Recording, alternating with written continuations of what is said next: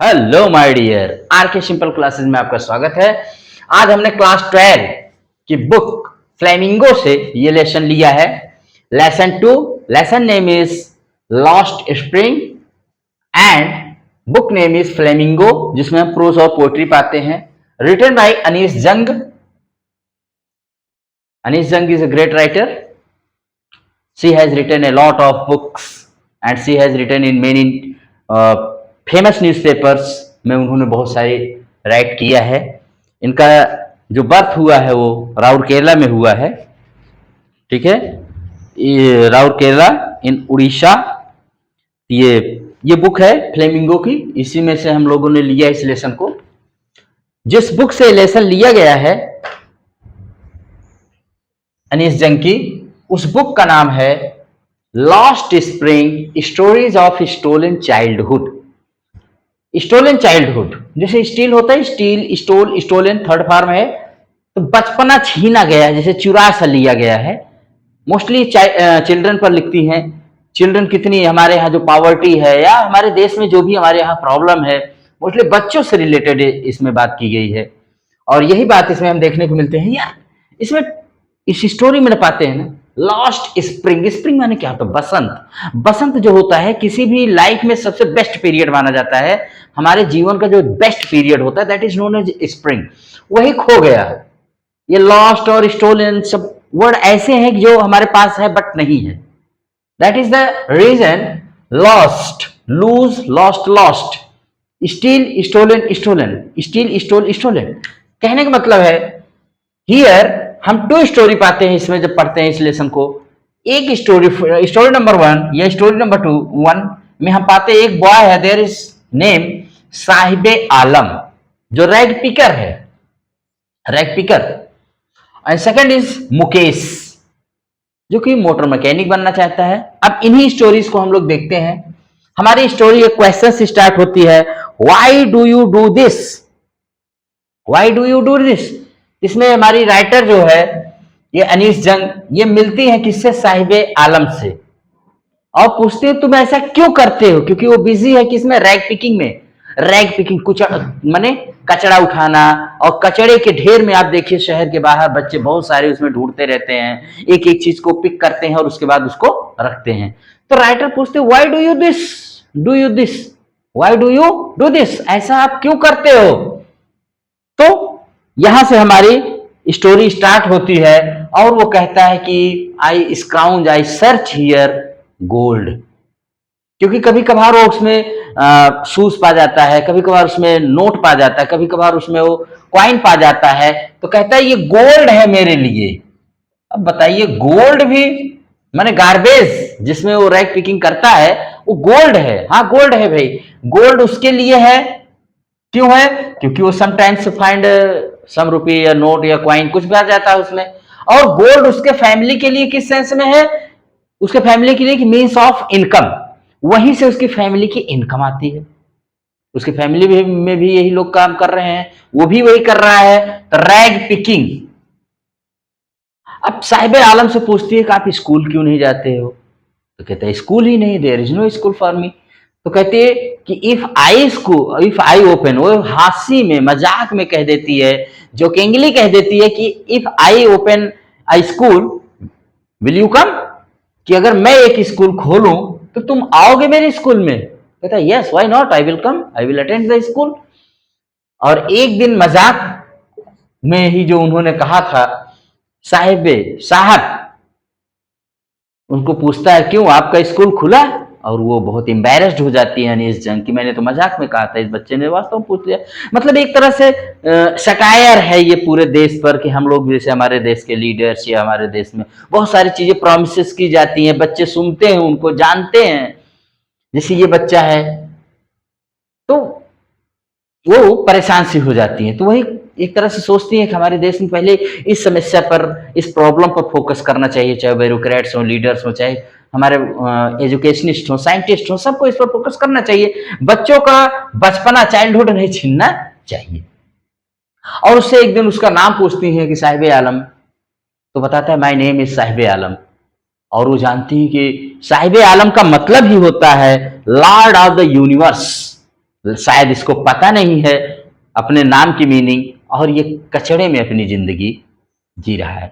वही साहब जो है एक दिन एक टी स्टॉल पर काम करने लगता है, और वो कहता है, अब वो अपना खुद का मास्टर नहीं रह गया, और वो कहता है कि मैं 800 रुपीज में पर मंथ पाता हूं यहां पर। लेकिन जो खुद का मास्टर था, अब वो नहीं रह जाता है, वो अपना खुद का ओन मास्टर नहीं रह जाता है साहिब आलम। और इस तरह से इसमें दिखाया जाता है कैसे एक बच्चे की चाइल्डहुड स्पेंड हो जाता है, कैसे एक बच्चे कितना प्रॉब्लम फेस करते हैं अपनी लाइफ में। सेकेंड स्टोरी में हम देखते हैं कि हमारी अनीस जंग जो हैं वो फिरोजाबाद के। हाँ, एक चीज यहाँ पर और जानते रहिएगा, साहिब आलम का जो फैमिली थी ना, वो फ्रॉम ढाका।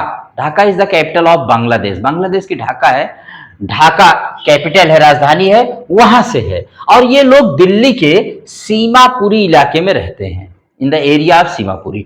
1971 में जब जंग होती है, जब वार होता है, और बांग्लादेश एक नए देश के रूप में बनता है, पहले पूर्वी पाकिस्तान कहलाता है, लेकिन उस जंग में, इस वार में ये लोग वहां से आते हैं और इंडिया में ही सेटल हो जाते हैं, दिल्ली में। हालांकि ये लोग वार की वजह से कम, वहां पर इतना ज्यादा तूफान और वो सब रहता है कि जहां से ये लोग आते हैं, कुल मिला के रिफ्यूजी है हमारे यहाँ के, माइग्रेटेड माने पर्सन हैं जो अपने देश को छोड़ करके हमारे देश में आकर के रह रहे हैं। तो साहिब आलम की ये भी स्टोरी आप जानते रहिएगा। यहाँ से क्वेश्चन बनते हैं कि साहिब आलम एक्चुअली किस देश का था, तो एक्चुअली माने ही बिलोंग्स टू बांग्लादेश, ढाका।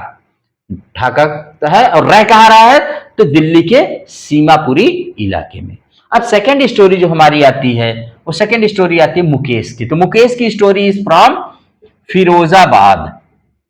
तो फिरोजाबाद इज वेयर, फिरोजाबाद एक डिस्ट्रिक्ट है उत्तर प्रदेश का, और इसको भारत में कांच नगरी कहा जाता है, ग्लास सिटी ऑफ इंडिया, क्योंकि यहां पर बैंगल मेकिंग का काम बहुत होता है और पूरे वर्ल्ड में फेस है।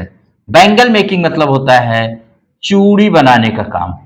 तो चूड़ियां बनाने का काम यहां पर बहुत अच्छा किया जाता है भाई, हर घर में, हर सेकंड हाउसेस, मतलब totally Firozabad is famous bangle making industry के लिए, पूरे वर्ल्ड में फेमस है। और यहां तक कि इसको सुहाग नगरी कहते हैं। तो जानते रहिएगा, सुहाग नगरी ऑफ इंडिया। कभी क्वेश्चन आता है सुहाग नगरी, अब जानते हैं कि चूड़ियां जो होती हैं वो सुहाग की निशानी होती है, बिना उनके शादी विवाह मोस्टली किसी भी रिलीजन में हो तो बैंगल्स होती हैं, मोस्टली हिंदूज एंड मुस्लिम्स में तो ज्यादा ही। ठीक है, तो बैंगल मेकिंग फैमिली से है मुकेश, और मुकेश का सपना जो है वो क्या है भाई, वो मोटर मैकेनिक बनना चाहता है। क्या बनना चाहता है, मोटर मैकेनिक। अब यहां पर भी जब हमारी राइटर अनीस जंग पहुंचती है तो देखती है कि बहुत सारे बच्चे ना चाहते हुए भी बैंगल इंडस्ट्री में लगे हुए हैं, क्योंकि उनके जनरेशन आफ्टर जनरेशन यही काम कर रहे हैं, और ना चाहते हुए भी बच्चे उसमें कह रहे कि अगर अभी एक्शन लिया जाए या कानून द लाइज इन्फोर्स्ड, अगर कानून को लागू किया जाए तो करीब 20,000 बच्चे विल बी फ्रीड, रिलीज कर दिए जाएंगे, क्योंकि ऐसे प्रोफेशन में लगे हैं जो बहुत ही खतरनाक है और बहुत ही ज्यादा। वहां पर तो एक ओल्ड लेडी से मिलती हैं तो बताती है कि मैंने जीवन में कभी भरपेट भोजन ही नहीं किया है। मतलब ये इंडस्ट्री इस तरह सी है, ये लोग चाह करके भी इसको नहीं छोड़ सकते हैं। हालांकि इसके फैमिली में एक खुशी है मुकेश के कि कम से कम एक घर तो है रहने के लिए, शेल्टर तो है, हाउस तो है, छत तो है। उसकी अपेक्षा जो सीमापुरी में रहता है साहेब आलम, अब मुकेश का सपना जो है वो क्या है भाई, कि मुझे एक मोटर मैकेनिक बनना है। और राइटर उससे बाद में पूछती है कि मोटर मैकेनिक ही क्यों नहीं हो, why don't you to be a pilot. तो शायद उसने जहाज नहीं ही देखा होगा, बहुत कम देखा होगा, उसने सिर्फ मोटर ही देखा है, मोटर कार ही देखा है। उसका इरादा है I want to learn to drive a car, मैं कार चलाना सीखना चाहता हूं और मोटर मैकेनिक बनना चाहता हूं, मतलब उसके अंदर पायलट बनने की। तो यहां भी एक प्रकार की राइटर सटायर ही कर रही है या इंफॉर्मेशन दे रही है थ्रू द, ये दोनों बच्चों के थ्रू हमारी राइटर अनीस जंग क्या है ये हमको मैसेज दे रही हैं। इस लेसन में मैसेज क्या मिलता है, इस लेसन का मैसेज हमारा यही है बेटा कि जो ये स्टोरीज हैं, चाहे वो साहिब आलम की हो, चाहे मुकेश की हो, ऐसे अनकाउंटेबल चिल्ड्रन हमारे इंडिया, हमारे कंट्री में या वर्ल्ड में जहां भी हैं, they are losing their spring, they are lost spring, they are their childhood is stolen, गुम हो चुका है उनका बचपना, जो बेस्ट पीरियड होता है जहां पर बच्चे स्कूल जाते हैं, लर्न करते हैं और कुछ अपने ड्रीम्स को फुलफिल करने के लिए क्या करते हैं, दे वर्क हार्ड। ये बच्चे आज कहां लगे हैं, बैंगल मेकिंग में मुकेश लगा हुआ है, रैग पिकिंग में साहिब आलम लगा हुआ है। मतलब हालांकि इसका मुकेश का सपना तो ठीक है, वो मोटर मैकेनिक ही बनना चाहता है, वो सपना है, लेकिन इसका ड्रीम तो एकदम से सेटल्ड हो गया है, दैट इज सेटल्ड, बिखर गया। वो क्या बनना चाहता था, क्या हो गया है।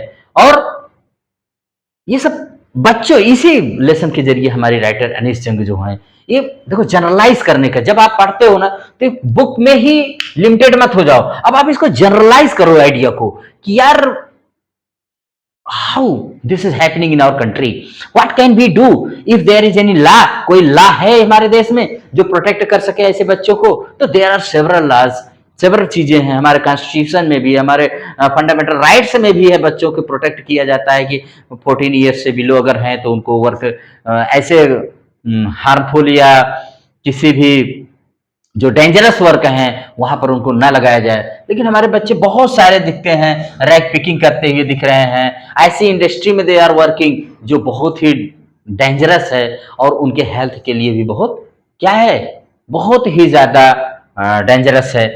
तो फिरोजाबाद की सिटी से मुकेश है और साहिब आलम फ्रॉम डेल्ही सीमापुरी से है। इन दो बच्चों के जरिए इसमें बहुत अच्छे करें कि अनगिनत बच्चों की लॉस्ट स्प्रिंग हो रही है, उनका बसंत खो जा रहा है, उनका बेस्ट पीरियड जहां उनको एजुकेशन लेनी चाहिए, उनको स्कूल जाना चाहिए, वो कहाँ जा रहे हैं।